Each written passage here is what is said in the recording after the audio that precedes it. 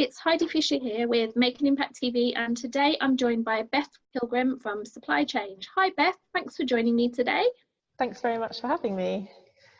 So Beth, I met you about a couple of months ago at the Community Impact Partnership launch with Orbit. Can you tell me a little bit about your background and how you came to be setting up Supply Change? Yeah, so Supply Change has been going for about a year now, and the idea for it actually came off the back of a research project that we did for Orbit Housing Association. So myself and my co-founders were commissioned as part of a postgraduate program we were doing at the time to research the barriers that social enterprises face when accessing public sector supply chains. And we spent about 2 months researching that space and talking to stakeholders across the public procurement sector, but also social enterprises themselves. And we really mapped out what the different barriers and what the opportunities were for social enterprises to try and access supply chains. And off the back of that research, we discovered that there was a need for a social enterprise specific platform that connects social enterprises to public sector buyers to help them get better visibility and better accessibility to the contracts that are out there. Wow. So have you always been interested in social enterprise, or was it because you were doing this research project that you suddenly decided you loved social enterprise? Yeah, I have always been interested in social enterprise. So I did a postgraduate program in social enterprise and social innovation. And I'm friends with lots of other social entrepreneurs myself, but I wasn't really aware of the difficulties that they face working with the public sector until I started working on this project, and until I started researching all the various different reasons why it's hard to navigate public sector procurement. I didn't have this kind of fire in my belly about it, but the more I looked into it, and the more it seemed to make sense to me that public sector goods and services are delivered by businesses that deliver social impact, the more I started to feel really passionately about how do we change this and how do we get more of these businesses winning these contracts, and ultimately increasing their impact and reaching more people that need to be supported. Wow, it sounds like you found your one big thing that you wanted to change in the world. Yeah. Unfortunately, we haven't set ourselves an easy challenge to try and fix, but yeah, it's definitely something that myself and my co-founders really feel like there needs to be a change, and we're determined to kind of hopefully make a dent in the problem. So one of the things I always find with social enterprises when you talk to them about tendering for public sector contracts is that they don't seem quite big enough, or they probably don't have the capacity to do it. You said in your research you found there were a number of barriers. What were the biggest barriers that you found? So I think accessibility and visibility was one that came out of our research a lot. So there are actually quite a few small to medium-sized contracts out there, particularly for housing associations and for local authorities. But current public procurement rules mean that often some of these contracts don't get advertised publicly. So they might go out to 3 quotes, and the procurement manager working on that contract might just send those 3 quotes to suppliers that they already know in their supply chain, and they might not think about contacting a social enterprise to also provide a quote, but they also just might not know that social enterprises exist who deliver these services. So if these contracts aren't being publicly advertised, there's nowhere for social enterprises to find them and to know about them, to apply to them in the first place. And for the contracts that are out there and are publicly advertised, sometimes they're on procurement frameworks or portals that are very difficult for social enterprises to navigate and to be as visible across as a larger contractor. So that's why we felt that there needed to be a place where social enterprises could showcase their work and their capabilities alongside other social enterprises, but they have that better visibility in front of public sector buyers, and also they could be connected to those buyers and find out about those opportunities that might not be going on to these frameworks but might be suited to them. So I think accessibility and visibility is definitely one problem. The other problem is there is still perhaps a bit of a mindset and culture within the public sector that a social enterprise might be a riskier option than a supplier that somebody has been working with for a number of years, or is a larger business. And so whilst public sector buyers recognise the benefits of working with social enterprises, they're still mandated to deliver efficiency and deliver a high standard of work for the organisation that they work with. And what's different about our platform is that social enterprises who are on the platform go through a due diligence process before they are onboarded. So if a public sector buyer is engaging with a social enterprise through supply chain, then they can feel comfortable that they have been pre-vetted by us. And so we're mitigating that risk for the buyers, but also for social enterprises themselves. Going through that due diligence process is a useful process for them to go through, because it makes them aware of the necessary policies and insurances they need to have in place in order to be public sector contract ready. I think another problem that social enterprises face that we're not addressing, but there are solutions out there, is having financial resilience.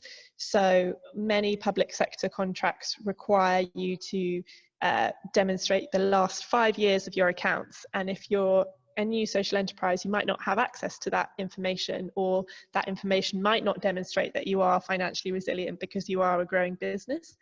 So having access to flexible social investment, I think, is really important for social enterprises who perhaps have been going a while, have gained some traction, but really need to make that next big step in their growth to be ready to deliver a bigger contract, but need some financial support in order to get there. And luckily we are starting to see more of these social investment funds launch, and actually Orbit, alongside other housing associations, has launched their own one, which is great. So I think financial resilience, accessibility and visibility, mitigating risk, and also the kind of culture and mindset within the public sector are all barriers that social enterprises face. Wow, that's quite a lot to overcome there. Yeah. And obviously, supply chain is really focused on the accessibility and visibility, really, for the social enterprises, so that they can see what these contracts are. How exactly will or does supply chain work for a social enterprise? Let's say I want to sign up or join. How do I do that? Yeah, so if you're interested in being on the platform, it's really straightforward. You just go to the website, supplychange.co.uk, and you fill out an expression of interest form, which just asks for a few basic pieces of information about your business, and we check that against your company's house number. And then if we think you sound like a good fit for the platform, we then get in touch to take you through our due diligence process to get you onboarded. And that takes a bit longer, it's a bit more of a detailed form, but roughly about 20 minutes. And we collect more information about your trade, your size, the location you operate in, and obviously, importantly, the social impact area that you deliver against. And after we check that information, then you're given a profile on the platform, which allows buyers to access all that information that you've provided, and a public sector buyer can browse your profile and find you. If they are interested in getting a quote from you for a tender that they think you might be suited for, they can then request an introduction through the platform, and Supply Chain puts you in touch and you take it from there. So the opportunities with the buyers aren't advertised on the platform yet. That's something that perhaps we'll do in the future, but we allow a kind of messaging service to happen through the platform so that you can get directly in touch with the buyers and talk to buyers about your business directly. Wow, it sounds quite straightforward. Are there any particular areas that you've seen are like priority areas where the public sector are desperate for new suppliers? Any particular items they're interested in buying at the moment? So it varies depending on the type of organisation and where they're based. We've mostly been working with housing associations and a few local authorities. Some of the things that they're interested in working with social enterprises on are smaller, lower risk contracts for things like office supplies, catering opportunities, cleaning, grounds maintenance, recycling, are some of the opportunities that we've been working on. But different organisations have different needs, and as we start to work with more buyers, I think we'll be able to get a better picture of what the landscape is like and what they're looking for. So we're focusing mostly on B2B services at the moment, and that might expand as we grow. Okay. So the last thing I want to ask you, it sounds to me like supply chain is a relatively simple platform in terms of social enterprises signing up and potentially accessing these tendering opportunities. How do you see procurement looking in 5 years' time, assuming that supply chain does what you plan for it to do? What does public sector procurement look like in 5 years' time? Gosh, well, I think in my idealized view, I'd like to think that having social value delivered through government contracts is the norm and is commonplace. And I'd like to see social value written into government contracts at all levels, not just for larger contracts.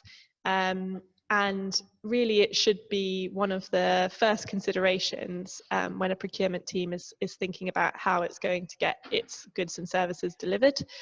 I'd like to think that supply chain can hopefully contribute to a culture shift as well, where not only is social value the norm, but social enterprises are seen as on a level playing field as commercial suppliers, and are seen as businesses that deliver impact, but also businesses that deliver a high quality of service as well, and that it's not something that you have to compromise on in order to work with a social enterprise.